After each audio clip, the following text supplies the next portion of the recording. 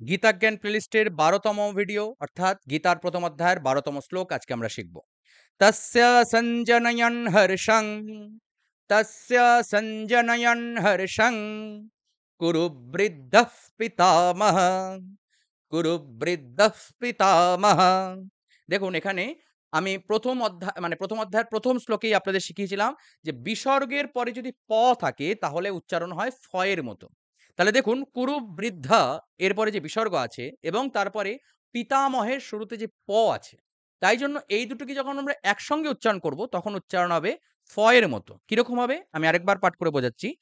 কুরু বৃদ্ধঃ পিতামহ কুরু বৃদ্ধঃ পিতামহ সিংহনাদং বিনোদ্যোচ্ছ্বৈ সিংহনাদং বিনদ্যোচ্ছ্বৈ শঙ্খং দধ্ন্যৌ প্রতাপবন শঙ্খং দধ্ন্যৌ প্রতাপবন।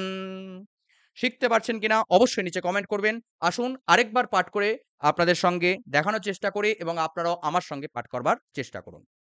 তস্য সঞ্জনয়ন হর্ষং কুরু বৃদ্ধঃ পিতামহ সিংহনাদং বিনদ্যোচ্ছ্বৈ শঙ্খং দধ্ন্যৌ প্রতাপবন। অবশ্যই কমেন্ট সেকশনে জয় গীতা কমেন্ট করতে ভুলবেন না। ভিডিওটি ভালো লাগলে লাইক, শেয়ার এবং চ্যানেলকে সাবস্ক্রাইব করে সঙ্গে থাকবেন। জয় গীতা।